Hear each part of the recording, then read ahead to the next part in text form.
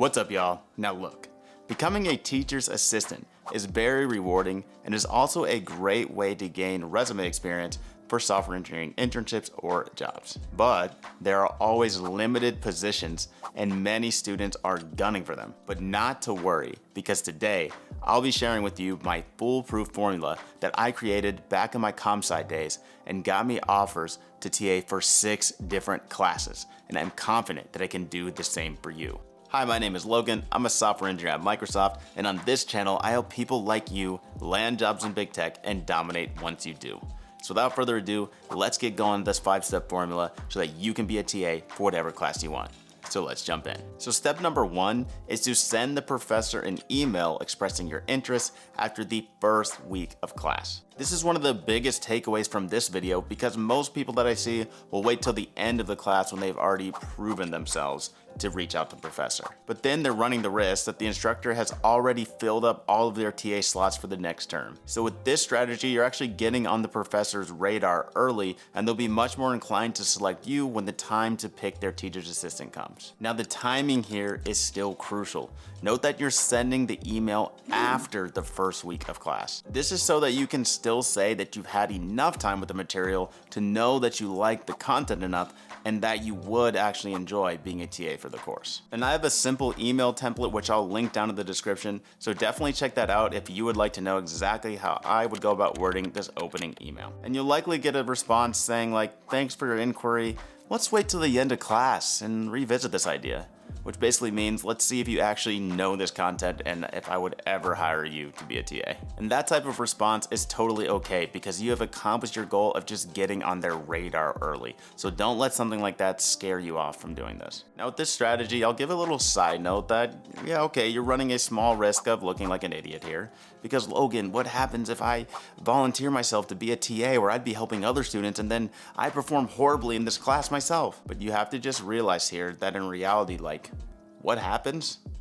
Literally nothing. I mean, yeah, sure, it's maybe slightly embarrassing for like 2 seconds, but in reality, it's not that big of a deal. It's not the end of the world. Don't let this plague your mind. Plus, a benefit to that thought is maybe it just gives you that extra little push you need to study properly for this class, especially on those days where you don't feel like it. So definitely take me up on this advice and execute step 1 of the plan. All right, so step number 2 is to get and stay active in the class. This step really runs the entire length of the course, but is especially important at the beginning. You just got on your professor's radar by sending them an email about TA inquiry, and now it's time to continue to stay on their radar in a positive light. So the best way to tackle this step is to find ways to help other students. Most courses these days have Slack workspaces or discussion boards where students can ask questions about topics that they are struggling with. And this is a great opportunity to be seen positively by your professor by giving friendly help to students who ask questions. Now, very importantly, do your best to not be annoying about it. We all know that peer who answers every question with a tone of like, you should already know this, or, oh, that's an easy one.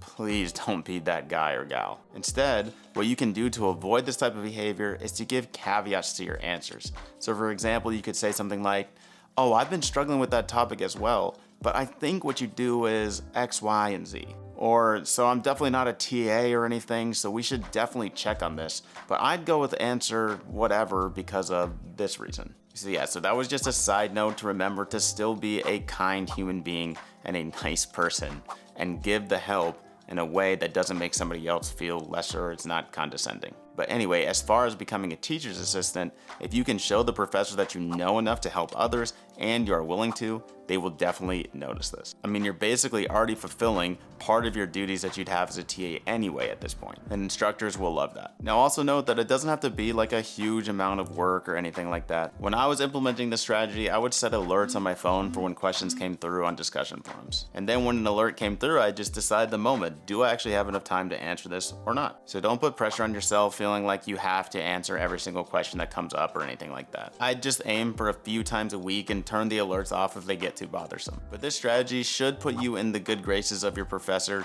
and other TAs too. I mean, I actually had a professor email me at the end of a term and say, hey, I'd like to offer you a TA position because you were so active in helping other students throughout the course, so please consider joining our team for the next term. I'm telling you, it really goes a long way in their eyes, and it can help take some pressure off them before you even get started. So the third step in the plan is to crush the class. This is the one that's fairly obvious, and many students are already trying to take this route in order to become a TA. But I still think it's an important piece of the puzzle, so I'll emphasize it here in my plan too, but I'll make it quick. This just simply means try to get an A in the class.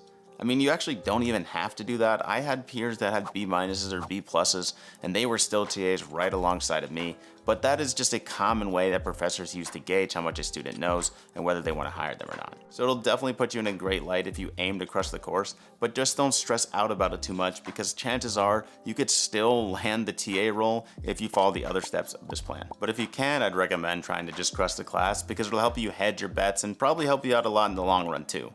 But seriously, don't burn out over it or anything. Alright, so step 4 is to follow up with the professor 2 weeks prior to the course ending. This is another important step as far as timing goes because they're usually selecting their TAs right around this time, and they often will need a reminder of your interests in order to consider you. I actually had a professor recommend this to me one time after I sent the initial email. They said there's honestly a really good chance that they're gonna forget by the end of the term, and so I should follow up near the end on my own. Now just keep in mind that with this timing, there's a good chance that you haven't taken your final exam yet if your course has one, so your professor may still be timid to give you a yes. But hopefully you've demonstrated some good knowledge of material by this point, and I found that most professors are actually ready to move forward and getting me hired up and going through the process as long as I finish strong through the end of the term. Because the main point here is that there are often logistical hoops that you have to jump through in order to become a TA, and so you don't want to miss out on the opportunity just because you didn't have enough time to complete the hiring process. And by the way, I also have an email template for this one, so if you'd like to check it out, I'll link it in the description as well. So just follow up via email and wait the professor's response and go from there.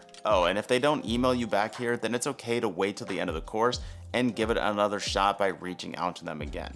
And don't worry about bugging them. You have to be your own advocate. Okay, so the fifth and final step in the plan is to follow these exact same steps for multiple courses at once. Of course, if there's only one course you want to TA for and you know you'd never be a teacher's assistant for any other class, then definitely don't waste your time with this. But I found that I actually enjoy TAing for many different types of classes, and if you're watching this video, I think the chances are you would too. So you may as well hedge your bets by putting this plan into action for multiple classes at once and making sure you at least land one role. Now the caveat here is that I've actually had a 100% success rate with this plan, and I have a feeling that you will too. So just don't be afraid about the fact that you're likely gonna have to turn down some offers. Alright, so there's the entire plan. The only thing to do now is sit back, relax, and take your pick. So if you've gotten any value from this video, please help me out by considering subscribing to my channel and dropping this video a like. Other than that, if you're interested in any other topics such as my 5 regrets as a CS student or how to land your first software engineering role, then definitely check out some of my other videos. But for now, that's it for me. And remember, we'll all make it together. Just gotta keep praying.